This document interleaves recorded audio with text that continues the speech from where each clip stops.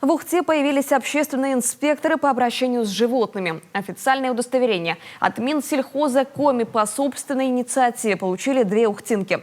Общественный инспектор контролирует исполнение федерального закона об ответственном обращении с животными, проводит профилактические беседы с населением, проверяет деятельность приютов для бездомных собак. Екатерина Миронова планирует сотрудничать с участковыми и установить контроль над самовыгулом. Горожане забывают, что это чревато реальными крупными штрафами.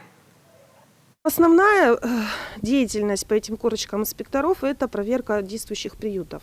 И приютов, которые еще сотрудничают по отлову.